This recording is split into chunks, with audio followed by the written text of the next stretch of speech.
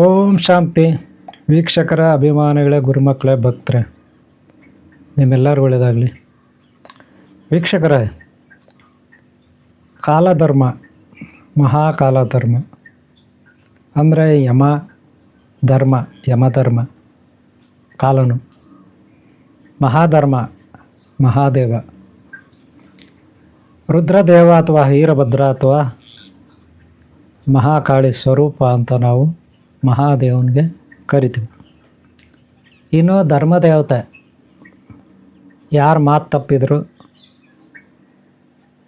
ಯಮಧರ್ಮ ಮಾತು ತಪ್ಪಲ್ಲ, ಟೈಮ್ನ ಮಿಸ್ ಮಾಡ್ಕೊಳ್ಳಲ್ಲ. ಯಾರಿಗಾದರೂ ಆಯುಸ್ ಮುಗಿದ್ರೆ ಟೈಮ್ ಸರಿಯಾಗಿ ಬಂದಲ್ಲಿ ತಮ್ಮ ದೂತರನ್ನು ಕಳಿಸ್ತಾನೆ ಯಮಧರ್ಮ. ದೂತರನ್ನು ಕಳಿಸಿ ಅವ್ರ ಮುಖಾಂತರ ಅವರು ಪ್ರಾಣವನ್ನು ತಗೊಂಡು ಹೋಗ್ತಾರೆ. ಒಂದು ವೇಳೆ ಯಮದೂತರು ಅವ್ರ ಪ್ರಾಣ ತಗೊಳಕ್ಕೆ ಆಗಲಿಲ್ಲ ಅಂತ ಇಟ್ಕೊ, ಅವ್ರ ಪ್ರಾಣನ ಅವ್ರು ತೊಗೊಂಡು ಬರೋಕ್ಕೆ ಆಗಲಿಲ್ಲ ಅಂತ ಇಟ್ಕೊ, ಅಲ್ಲಿ ಅಡೆತಡೆಗಳು ಉಂಟಾಯಿತು ಅಂತ ಇಟ್ಕೊ, ಆಗ ಯಮಧರ್ಮನೇ ನೇರವಾಗಿ ಅಲ್ಲೇ ಬರ್ತಾನೆ. ಒಂದು ವೇಳೆ ಯಮಧರ್ಮನೂ ಆ ಪ್ರಾಣನ ತಗೊಳಕ್ಕೆ ಪ್ರಯತ್ನ ಪಡ್ತಾನೆ, ಆವಾಗಲೂ ಆಗಿಲ್ಲ ಅಂತ ಇಟ್ಕೊಳ್ಳಿ, ಮಹಾದೇವ ಬರ್ತಾನೆ ರುದ್ರನಾಗಿ, ಪ್ರಳಯ ರುದ್ರನಾಗಿ. ಯಾಕೆ ಯಮದೂತರು ಮನುಷ್ಯರು ಪ್ರಾಣನ ತಗೊಳಕ್ಕಾಗಲ್ಲ, ಕಷ್ಟ ಆಗುತ್ತೆ? ಎಲ್ಲರಿಗೂ ಕಷ್ಟ ಅಲ್ಲ, ಪ್ರತಿ ಜೀವಿಯನ್ನು ಅವರು ಚಿಟಿಕೆ ಹೊಡೆದಂಗೆ ತಗೊಂಡೋಗ್ಬಿಡ್ತಾರೆ ಯಾರು ಯಮದೂತರು. ಬಹಳ ಭಯಾನಕವಾಗಿರ್ತಾರೆ ಅವರು. ಆದರೆ ಕೆಲವು ಶಿವಭಕ್ತರಿರ್ತಾರೆ, ದೇವಿ ಆರಾಧಕರಿರ್ತಾರೆ, ಹಾಗೆ ವಿಷ್ಣು ಭಕ್ತರಿರ್ತಾರೆ, ಗಣಪತಿ ಶಕ್ತಿ, ಕುಮಾರಸ್ವಾಮಿ ಶಕ್ತಿ, ಹಾಗೆ ಕೆಲವು ಗುರುಭಕ್ತರಿರ್ತಾರೆ. ಅಂಥ ಗುರುಭಕ್ತರು ಹಾಗೆ ಪುಣ್ಯವಂತರು, ಅದರಲ್ಲೂ ಪುಣ್ಯವಂತರು, ನ್ಯಾಯ, ನೀತಿ, ಸತ್ಯ, ಧರ್ಮ ಪಾಲನೆ ಮಾಡ್ತಕ್ಕಂಥವ್ರ ಪ್ರಾಣವನ್ನು ತಗೊಳ್ಳಿಕ್ಕೆ ತುಂಬ ಕಷ್ಟ ಆಗುತ್ತೆ. ಅವರು ಪ್ರಾಣನ ತೆಗಿಲಿಕ್ಕೆ ಯಮದೂತರಿಗೆ ಕಷ್ಟ ಆಗುತ್ತೆ. ಅವ್ರ ಆಯುಸ್ಸು ಮುಗಿದಿದ್ರು ಕೂಡ ಅವ್ರ ಪ್ರಾಣ ತಗೊಳ್ಳೋದು ಅಷ್ಟು ಈಜಿ ಅಲ್ಲ. ಯಾಕಂದರೆ ಅವರು ಪುಣ್ಯವನ್ನು ಸಂಪಾದನೆ ಮಾಡಿರ್ತಾರೆ, ಪುಣ್ಯಶಕ್ತಿಯನ್ನು. ಅಂಥ ಪುಣ್ಯವಂತರನ್ನು ಟಚ್ ಮಾಡಬೇಕಾದ್ರೆ ಅದು ಯಾರಿಂದನೂ ಸಾಧ್ಯ ಇಲ್ಲ. ಅದರಲ್ಲಿ ಯಮದೂತರಿಂದ ಹೇಗೆ ಸಾಧ್ಯ ಆಗುತ್ತೆ?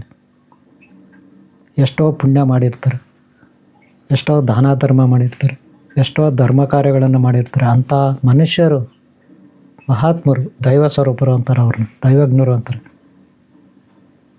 ನಡೆದಾಡುವ ದೇವರು ಅಂತಾರೆ. ಅಂಥವ್ರ ಪ್ರಾಣ ತೆಗಿಬೇಕಂದ್ರೆ ಅದು ಯಾವತ್ತಿಗೂ ಸಾಧ್ಯ ಇರಲ್ಲ. ಆದರೆ ಯಮದೂತರು ಅದರಲ್ಲಿ ವಿಫಲರಾಗ್ತಾರೆ. ಅನಂತರ ಯಮಧರ್ಮ ಬರ್ತಾನೆ. ಯಮಧರ್ಮನೂ ವಿಫಲನಾದರೆ ಮಹಾದೇವನೇ ಬರಬೇಕು. ಆತ ಏನು ಮಾಡ್ತಾನೆ? ಅವರ ಪ್ರಾಣವನ್ನು ತಗೊಂಡು ಮತ್ತೆ ಅವ್ರಿಗೆ ಮೋಕ್ಷ ಕೊಡ್ಬೋದು, ಇಲ್ಲ ಕೈಲಾಸ, ವೈಕುಂಠ, ಸ್ವರ್ಗಕ್ಕೆ ಕಳಿಸ್ಬೋದು.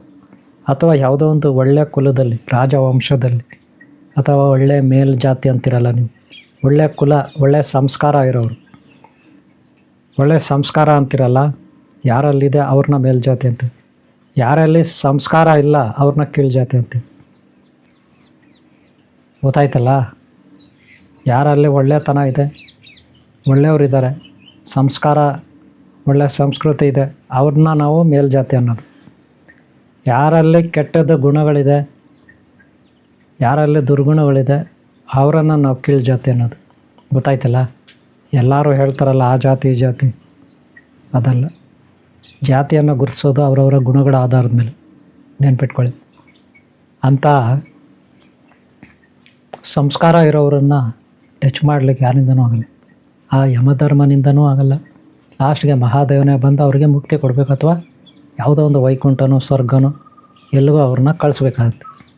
ಆ ಕೆಲಸವನ್ನು ಆ ಮಹಾದೇವ ರುದ್ರನಾಗಿ ಬಂದು ಮಹಾಕಾಳಿ ಸಮೇತ ಅವ್ರ ಪ್ರಾಣ ತಗೊಂಡು ಅವ್ರಿಗೊಂದು ಒಳ್ಳೆಯ ಮಾರ್ಗ ತೋರಿಸ್ತಾನೆ. ನೆಕ್ಸ್ಟು ಯಾವುದೋ ಒಂದು ಒಳ್ಳೆಯ ಕುಲದಲ್ಲಿ, ಸಂಸ್ಕಾರ ಸಂಸ್ಕೃತಿ ಇರೋ ಕುಲದಲ್ಲಿ, ಶ್ರೀಮಂತ ಕುಟುಂಬದಲ್ಲಿ, ವ್ಯವಸ್ಥಿತವಾಗಿರೋ ಕುಟುಂಬದಲ್ಲಿ, ಸಕಲ ಸೌಲಭ್ಯಗಳು ಸೌಕರ್ಯಗಳಿಂದ ಕೂಡಿರೋ ಕುಟುಂಬದಲ್ಲಿ ಅವ್ರ ಜನ್ಮವನ್ನು ಆ ಮಹಾದೇವ ಸಂಕಲ್ಪ ಮಾಡಿ ಅಲ್ಲಿಡ್ತಾನೆ ಅವ್ರ ಜನ್ಮನ.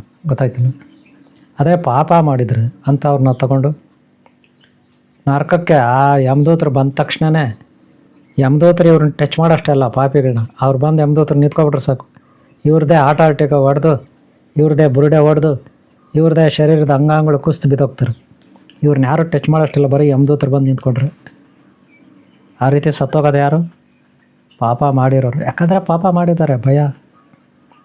ಪಾಪಿಗಳಿಗೆ ಯಾವಾಗೂ ಭಯ, ಶಕ್ತಿ ಇರಲ್ಲ, ಆತ್ಮಶಕ್ತಿ ಇರಲ್ಲ, ದೈವತ್ವ ಇರಲ್ಲ. ಅವರು ಇನ್ನೇನಾಗ್ತದೆ ಅಲ್ವಾ?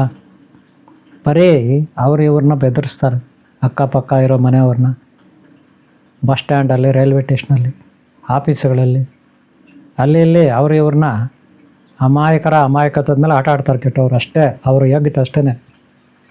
ಆದರೆ ನಿಜವಾದ ಆತ್ಮಶಕ್ತಿ ಅವರಲ್ಲಿ ದೈವತ್ವ ಇರೋದಿಲ್ಲ, ನೆನ್ಪಿಟ್ಕೊಂಡು. ಅಂಥವ್ರಿಗೆ ಯಮದೂತರು ಬಂದ ತಕ್ಷಣ ಅವ್ರು ಬಿದ್ದೋಗ್ತಾರೆ. ಆವಾಗ ಅವ್ರಿಗೆ ಧೈರ್ಯ ಅನ್ನೋದೇ ಇರಲ್ಲ. ಅದೇ ಒಳ್ಳೆಯವರಾದ್ರೆ ಹಂಗಲ್ಲ, ಅವ್ರೇನೋ ಪಾಪ ಮಾಡಿರಲ್ಲ, ಭಯ ಯಾಕೆ, ಧೈರ್ಯವಾಗಿರ್ತಾರೆ. ಅದಕ್ಕೆ ಯಮದೂತರು ಅವ್ರನ್ನ ಟಚ್ ಮಾಡೋಕ್ಕಾಗಲ್ಲ. ಅದೇ ಯಮ ಆಮೇಲೆ ಬರ್ತಾನೆ, ಯಮನಿಂದನೂ ಆಗೋದಿಲ್ಲ. ಆಮೇಲೆ ಮಹಾದೇವ ಬರ್ತಾನೆ, ಮಹಾದೇವಿ ಬರ್ತಾಳೆ, ಮಹಾಕಾಳಿ, ರುದ್ರ, ಅವ್ರ ಮುಖಾಂತರ ಮಾತ್ರ ಸಾಧ್ಯ ಅದು. ಹಾಗಾದರೆ ನಾವು ಸಾವನ್ನು ಗೆಲ್ಲಕ್ಕಾಗಲ್ವ? ಲಕ್ಷಾಂತರ ವರ್ಷ, ಕೋಟ್ಯಾಂತರ ವರ್ಷ ಇದೇ ಶರೀರದಲ್ಲಿ ಇರೋಕ್ಕಾಗಲ್ವ ಅನ್ನೋದೊಂದು ಪ್ರಶ್ನೆ ಬರುತ್ತೆ. ಆಗುತ್ತೆ. ನಾವು ತಿನ್ನುವ ಆಹಾರ, ಆ ಪದ್ಧತಿ ಕರೆಕ್ಟಾಗಿರಬೇಕು. ಈಗಾಗಲೇ ಭಾಗ 1 ಟೈಮ್, ಕಾಲವನ್ನು ಗೆಲ್ಲೋರು ಯಾರು, ಅದ್ರ ಬಗ್ಗೆ ಭಾಗ 1ರಲ್ಲಿ ನೋಡಿ. ಹಾಗೆ ನ್ಯಾಯ, ನೀತಿ, ಸತ್ಯ, ಧರ್ಮ ಯಾರಲ್ಲಿರುತ್ತೆ, ಒಳ್ಳೆತನ, ಅವರು ಯಮಧರ್ಮನಿಗೆ ಪಾತ್ರರಾಗ್ತಾರೆ, ಮಹಾದೇವನಿಗೆ ಪಾತ್ರರಾಗ್ತಾರೆ. ಅವರು ಶಾಶ್ವತವಾಗಿ ಶರೀರದಲ್ಲಿ ಇರ್ಬೋದು, ಎಷ್ಟು ವರ್ಷ ಬೇಕಾದ್ರೂ ಇರ್ಬೋದು.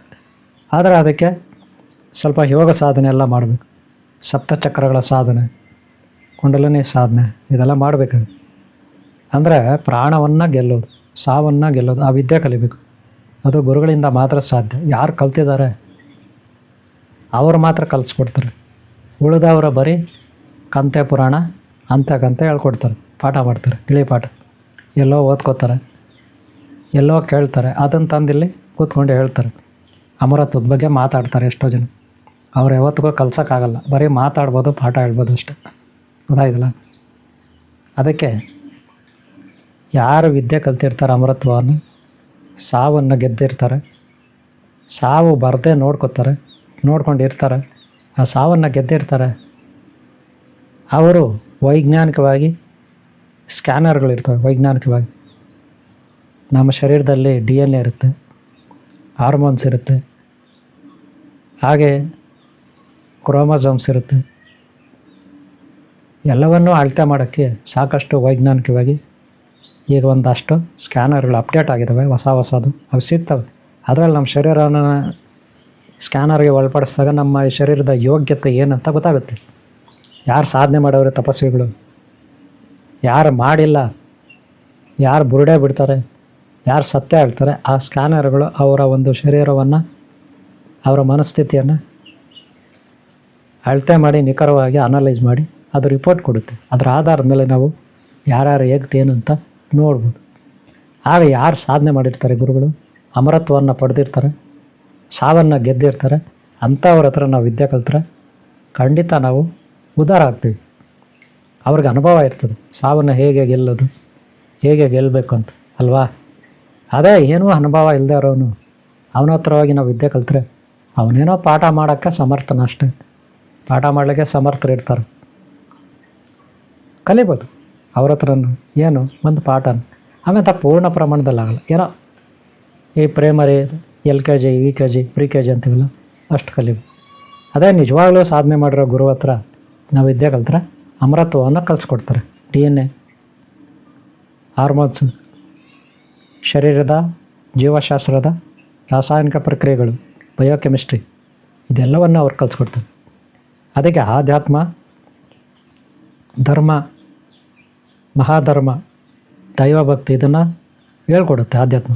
ವಿಜ್ಞಾನ ವೈದ್ಯಕೀಯವಾಗಿ ಒಂದು ಹೊಸ ಮಾದರಿಯಲ್ಲಿ ಈ ಶರೀರವನ್ನು ಚೆಕ್ ಮಾಡ್ತಕ್ಕಂಥ ರೀತಿಯಲ್ಲಿ ಹೇಳ್ಕೊಡುತ್ತೆ ವಿಜ್ಞಾನ. ಇವೆರಡೂ ಒಟ್ಟಿಗೆ ಸೇರಿದ್ರೆ ಈ ಜಗತ್ತಿನಲ್ಲಿ ನಾವು ಯಶಸ್ಸನ್ನು ಕಾಣ್ಬೋದು. ಜೊತೆಗೆ ಎಲ್ಲ ಧರ್ಮಗಳ, ಎಲ್ಲ ಜಾತಿಯ ಜನಾಂಗವನ್ನು ನಾವು ಸಮಭಾವ, ಸಮದೃಷ್ಟಿಯಿಂದ ಈ ಜಗತ್ತಿನಲ್ಲಿ ಪ್ರಾಣಿ ಸಂಕುಲವನ್ನು ಕಾಣಬೇಕು. ಪ್ರಾಣಿಗಳ ಮೇಲೆ ಬಹಳ ದಯ, ಅನುಕಂಪ ಇರಬೇಕು, ನಿಸ್ವಾರ್ಥ ಇರಬೇಕು. ಆಗ ಮಾತ್ರ ಯಮಧರ್ಮನನ್ನು ಮಹಾಧರ್ಮನನ್ನು ನಾವು ಗೆಲ್ಬೋದು, ನಾವು ಅಮರತ್ವವನ್ನು ಪಡಿಬೋದು. ಬೇಡ ಈ ಶರೀರದಲ್ಲಿರೋದು ನಾವು ಮುಕ್ತಿ ಪಡೆಯೋಣ ಅಂದ್ರೆ ಆ ಭಗವಂತನಲ್ಲಿ ನಾವು ಲೀನ ಆಗ್ಬೋದು. ನಮ್ಮನ್ನು ಟೆಸ್ಟ್ ಮಾಡೋಕ್ಕಂತೂ ಯಾರಿಂದೂ ಸಾಧ್ಯ ಇಲ್ಲ, ನೆನ್ಪಿಟ್ಕೊಳ್ಳಿ. ಗೊತ್ತಾಯ್ತಲ್ಲ? ಈ ವಿದ್ಯೆ ಕಲಿಯೋರು ಖಂಡಿತ ಕಲಿಬೋದು, ಸಾವನ್ನೇ ಬರದೆ ನೋಡ್ಕೋಬೋದು. ಇದೇ ಶರೀರದಲ್ಲಿ ನಾವು ಲಕ್ಷಾಂತರ ವರ್ಷ ಕೋಟ್ಯಾಂತರ ವರ್ಷ ಇರ್ಬೋದು. ಆದರೆ ಇಲ್ಲಿ ಕಲಿಸೋರು ರೆಡಿಯಾಗಿರ್ತೀವಿ ಕಲಿಸ್ಲಿಕ್ಕೆ. ಕೇವಲ ಬಾಯಲ್ಲಿ ಹೇಳಿ ಅಂತ್ಯಕ್ಕಂತ ಹೇಳಿ ಅಲ್ಲ, ಎಷ್ಟೋ ವೈದ್ಯಕೀಯ ಸ್ಕ್ಯಾನರ್ಗಳಿಗೆ ಒಳಪಡಿಸಿ ಅವುಗಳ ರಿಪೋರ್ಟನ್ನು ಮಾಡಿ ಕಲಿಸ್ಕೊಡ್ಲಿಕ್ಕೆ ಸಿದ್ಧರಿರ್ತೀವಿ. ಕಲಿಯೋರು ಬೇಕು. ಅದಕ್ಕೆ ತುಂಬ ನಿಷ್ಠೆ, ಧೈರ್ಯ, ಆತ್ಮಶಕ್ತಿ, ಆತ್ಮಸ್ಥೈರ್ಯ, ಒಂದು ಗುರಿ ಮುಟ್ಟಬೇಕು ಅಂತ ಮನಸ್ಥಿತಿ, ಇವೆಲ್ಲ ಇರಬೇಕು. ಅವಾಗೆಲ್ಲವೂ ಖಂಡಿತ ಸಾಧ್ಯ ಆಗುತ್ತೆ. ಯಾರು ಬೇಕಾದ್ರೂ ಕಲಿಬೋದು ಕಷ್ಟಪಟ್ಟು. ಅಮೃತಕ್ಕಾಗಿ ಪ್ರಯತ್ನ ಪಡಿ. ಕಾಲ ಅಂದರೆ ಟೈಮ್, ಪಾರ್ಟ್ 1 ಹೇಳಿದ್ದೀನಿ. ಆ ಕಾಲವನ್ನು ಯಾರು ಗೆಲ್ತಾರೆ ಅವರಿಗೆ ಯಮಧರ್ಮ ಮಣಿತಾನೆ. ಮಹಾಧರ್ಮನೂ ಕೂಡ, ಮಹಾಕಾಲನೂ ಕೂಡ ಮಣಿತಾನೆ. ಅಂದರೆ ಸಾವನ್ನು ಗೆಲ್ತಾರೆ. ಅದಕ್ಕೆ ಕಾಲವನ್ನು ನಾವು ಗೌರವಿಸ್ಬೇಕು. ಮಾತು ಕೊಟ್ಟು ಮಾತು ತಪ್ಪಬಾರ್ದು. ನ್ಯಾಯ, ನೀತಿ, ಸತ್ಯ, ಧರ್ಮನ ಪಾಲನೆ ಮಾಡಬೇಕು. ಅಹಿಂಸೆಯನ್ನು ಪಾಲನೆ ಮಾಡಬೇಕು. ಇಷ್ಟು ಹೇಳ್ತಾ ನಾನು ಈ ವಿಡಿಯೋನ ಮುಗಿಸ್ತಾ ಇದ್ದೀನಿ. ನಿಮ್ಗೆ ಒಳ್ಳೆಯದಾಗಲಿ. ಪ್ರಯತ್ನ ಪಡಿ. ಮೊದಲು ಆರೋಗ್ಯ, ಅನಂತರ ಅಮೃತ್ವ, ಹಾಗೆ ಯಾವುದೋ ಒಂದು ಪುಣ್ಯಲೋಕ. ದೈವಿ ಶಕ್ತಿ ರಕ್ಷಣೆ ಸದಾ ನಿಮಗಿರಲಿ ಅಂತ ಹೇಳ್ತಾ ಈ ವಿಡಿಯೋ ಮುಗಿಸ್ತಾ ಇದ್ದೀನಿ. ವಿಡಿಯೋ ಇಷ್ಟ ಒಂದು ಲೈಕ್ ಮಾಡಿ, ಹಾಗೆ ಹಿಂದಿನ ಭಾಗ ನೋಡಿ, ಮುಂದಿನ ಭಾಗ ನೋಡಿ. ಸಬ್ಸ್ಕ್ರೈಬ್ ಆಗಿಲ್ಲ ಅಂದರೆ ಸಬ್ಸ್ಕ್ರೈಬ್ ಮಾಡ್ಕೊಳ್ಳಿ. ನಿಮ್ಗೆ ಒಳ್ಳೆಯದಾಗಲಿ. ಓಂ ಶಾಂತಿ, ಓಂ ಶಾಂತಿ, ಓಂ ಶಾಂತಿ.